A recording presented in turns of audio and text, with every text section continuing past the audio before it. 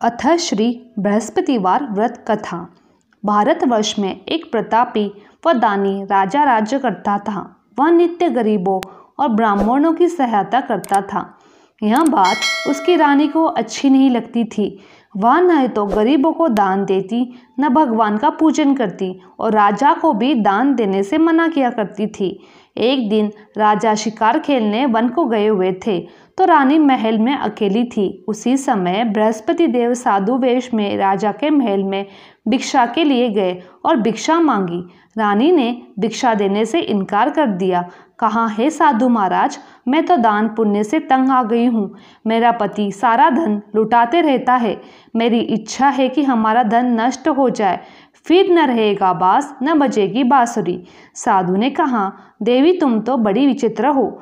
धन संतान तो सभी चाहते हैं, पुत्र और लक्ष्मी तो पापी के घर में भी होनी चाहिए। यदि तुम्हारे पास अधिक धन है तो भूखों को भोजन खिलाओ, प्यासों के लिए प्याऊ बनाओ, मुसाफिरों के लिए धर्मशालाएं खुलवाओ। जो निर्धन अपनी कुंवारी कन्या का विवाह नहीं कर सकते उनका विवाह करा दो। ऐसे कोई काम कीजिए जिनके करने से तुम्हारा यश लोक परलोक में फैलेगा। परंतु रानी को इस उपदेश का कोई प्रभाव न पड़ा। वह बोली, महाराज आप मुझे न कुछ न समझाइए। मैं ऐसा धन नहीं चाहती जो हर जगह बांटती फिरूं। साधु ने उत्तर दिया, यदि तुम्हारी ऐसी इच्छा है तो तथास्तु, तुम ऐसा करना। बृहस्पतिवार को घर लीपकर पीली मिट्टी से फिर अपना सर धोकर स्नान करना, भट्टी चढ़ाकर कपड़े धोना। ऐसा करने से आपका सारा धन नष्ट हो जाएगा। इतना कहकर वह साधु महाराज वहाँ से आलोप हो गए। साधु के कहनानुसार कही हुई बातों पूरा करते ही रानी को केवल 3 बृहस्पतिवार ही बीते थे। उसकी समस्त धन संपत्ति नष्ट हो गई। भोजन के लिए राजा का परिवार तरसने लगा। तब एक दिन राजा ने रानी से बोला, हे रानी, तुम यहीं रहो, मैं दूसरे देश को जाता हूँ, क्योंकि यहाँ पर सभी लोग मुझे जानते हैं, इसलिए मैं यहाँ कोई छोटा कार्य नहीं कर सकता। ऐसा कहकर राजा परदेश चला गया।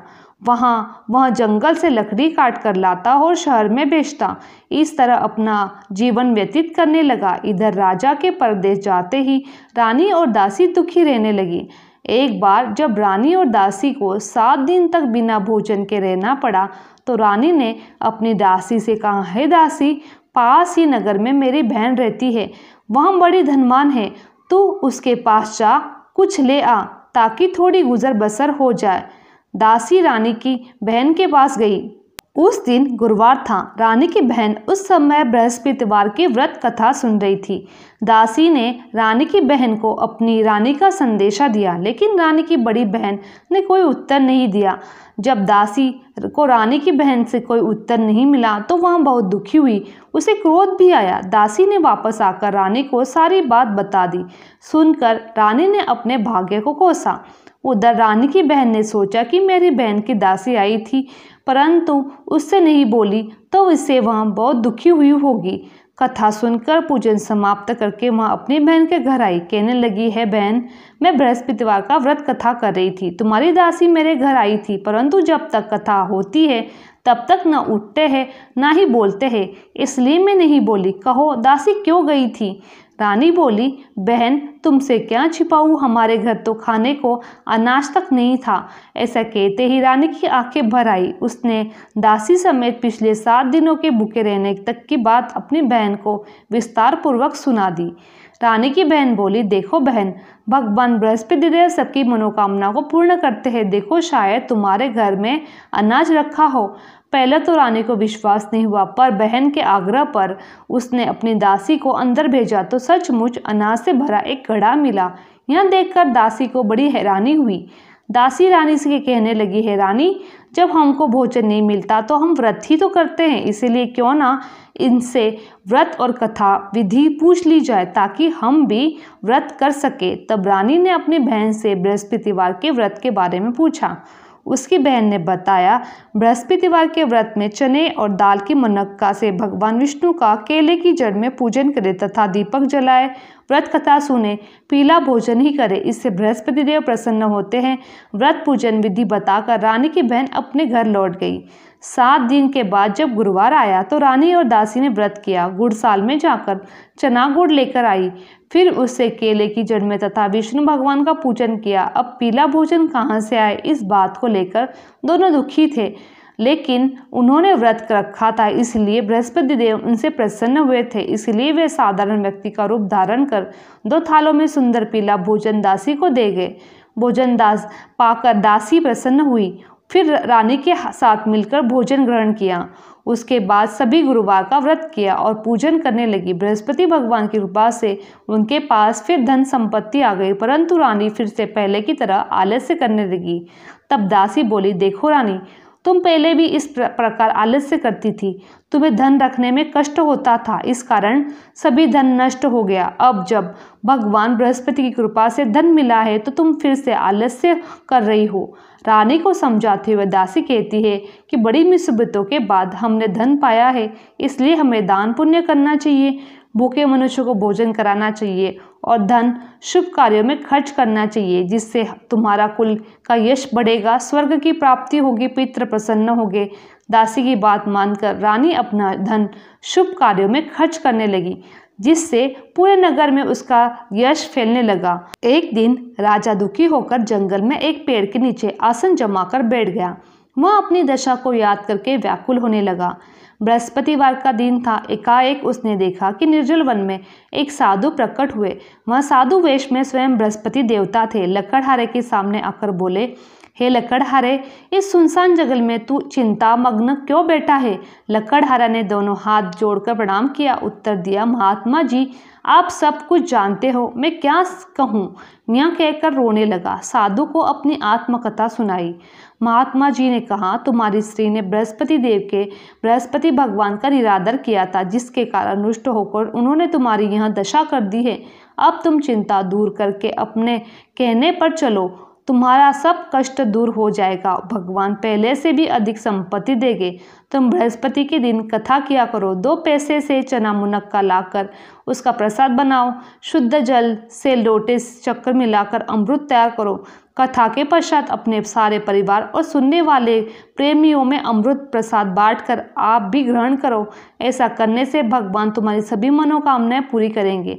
साधु के ऐसे वचन सुनकर लकड़हारा बोला, है प्रभु, मुझे लकड़ी बेचकर इतना पैसा नहीं मिलता जिससे भोजन के उपरांत कुछ बचा सकूं। मैंने रात्रि में अपनी स्त्री को व्याकुल देखा, मेरे पास कुछ भी नहीं जिससे मैं उसकी खबर मंगा सकूं। साधु ने कहा, हे लकड़हारे, तुम किसी बात की चिंता मत करो। बृहस्पति के दिन तुम रोजाना की तरह लकड़ियां लेकर शहर को जाओ। तुम्हें रोज से दुगुना धन प्राप्त होगा, जिससे तुम भली भांति भोजन कर लोगे तथा बृहस्पति देव की पूजा का सामान भी ले आओगे। इतना कहकर साधु अंतर्धान हो गए। धीरे धीरे समय व्यतीत होने पर फिर वही बृहस्पतिवार का दिन आया। लकड़हारा जंगल से लकड़ी काटकर किसी शहर में बेचने गया। उसे उस दिन से अधिक पैसा मिला। राजा ने चना गुड़ आदि लाकर बृहस्पतिवार का व्रत किया। उस दिन उससे सभी क्लेश दूर हो गए, परंतु जब दोबारा गुरुवार का दिन आया, बृहस्पतिवार का व्रत करना भूल गया। इस कारण बृहस्पति भगवान नाराज हो गए। उस दिन उस नगर के राजा ने विशाल यज्ञ का आयोजन किया था तथा शहर में यह घोषणा करा दी थी, कोई भी मनुष्य अपने घर में भोजन न बनवाए, न आग जलावे। समस्त जनता मेरे यहाँ भोजन करने आवे। इस आज्ञा को जो न मानेगा उसे फांसी की सजा दी जाएगी। इस तरह की घोषणा संपूर्ण नगर में करवा दी गई।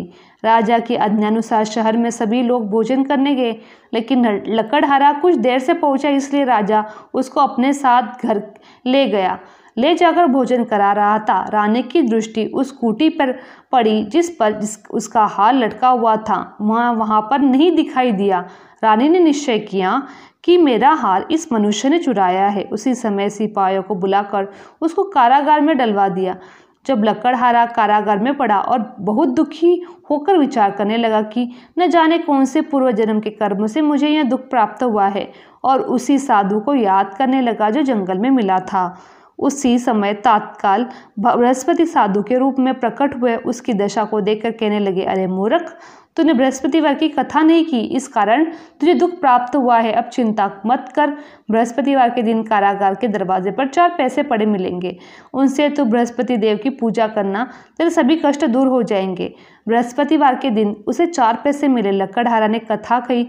उसी रात बृहस्पति देव ने उस नगर के राजा को सपने में कहा, हे राजा, तुमने जिस आदमी को कारागार में बंद करवा दिया है वह निर्दोष है, वह राजा है, उसे छोड़ देना। रानी का हार उसी खूंटी पर लटका है, अगर तूने ऐसा नहीं किया तो तेरा राज्य नष्ट कर दूंगा। इस तरह रात्रि के सपनों को देखकर राजा प्रातःकाल उठा, खूंटी पर हाथ देखकर लकड़हारे को बुलवाकर क्षमा मांगी तथा लकड़हारे को योग्य सुंदर वस्त्र आभूषण देकर विदा कर दिया। बृहस्पति देव की आज्ञानुसार लकड़हारा अपने नगर को चल दिया। राजा जब अपने नगर के निकट पहुंचा तो उसे बड़ा आश्चर्य हुआ। नगर में पहले से अधिक बाग, तालाब, कुएं तथा बहुत सी धर्मशाला, मंदिर आदि बनी है। राजा ने पूछा, यह किसका बाग है और धर्मशाला है? तब नगर के सब लोग बोले, यह रानी और बांदी का है। तो राजा को आश्चर्य हुआ और गुस्सा भी आया। जब रानी ने यह खबर सुनी कि राजा आ रहे हैं तो उन्होंने बांदी से कहा, हे दासी, देख राजा हमको कितनी बुरी हालत में छोड़ गए थे। हमारी ऐसी हालत देखकर वह लौट न जाए, इसलिए तू दरवाजे पर खड़ी हो जा।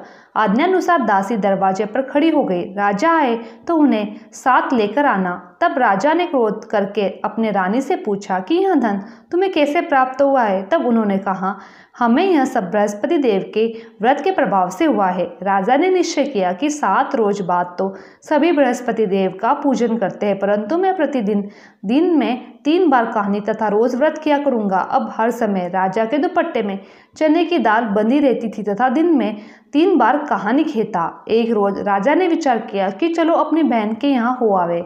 इस तरह निश्चय कर राजा घोड़े पर सवार हो अपनी बहन के यहाँ चलने लगा। मार्ग में उसने देखा कुछ आदमी मुर्दे को लेके जा रहे हैं। उन्हें रोककर राजा ने कहा, अरे भाइयों, मेरी बृहस्पति देव की कथा सुन लो।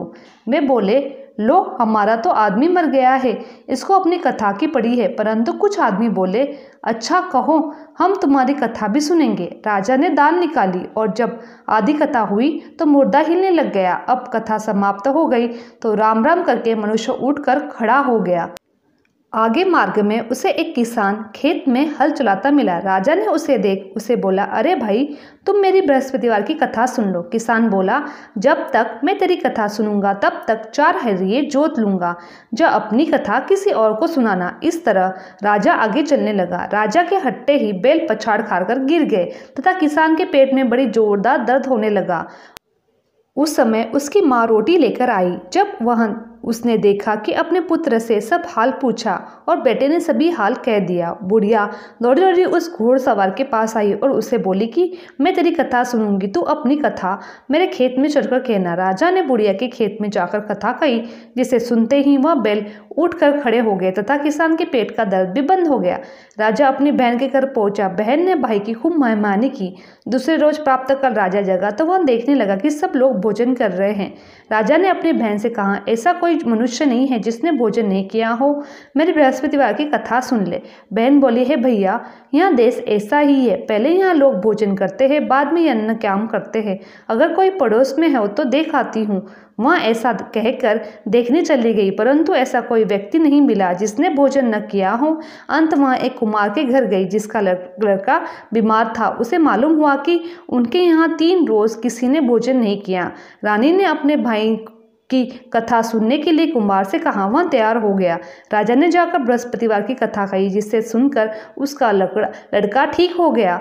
अब तो राजा की प्रशंसा होने लगी। एक रोज राजा ने अपनी बहन से कहा, बहन, हम घर जाएंगे, तुम भी तैयार हो जाओ। राजा की बहन ने अपनी सास से कहा। सास ने कहा, चली जाओ, परंतु लड़कों को मत लेकर जाना, क्योंकि तेरे भाई की कोई औलाद नहीं है। बहन ने अपने भाई से कहा, हे भाई, मैं तो चलूंगी, पर कोई बालक नहीं चलेगा। राजा बोला, जब कोई बालक नहीं चलेगा तो तुम क्या करोगी? बड़े दुखी मन से राजा अपने नगर की ओर लौट गया। राजा ने अपनी रानी से कहा, हम निरवंशी हैं, हमारा मुंह देखने का धर्म नहीं है और कुछ भोजन आदि नहीं किया। रानी बोली, हे प्रभु, बृहस्पति देव ने हमें सब कुछ दिया है, हमें औलाद अवश्य देंगे। उसी रात बृहस्पति देव ने राजा के स्वप्न में कहा, हे राजा, उठ, सभी सोच को त्याग दे, तेरी रानी गर्भ से है।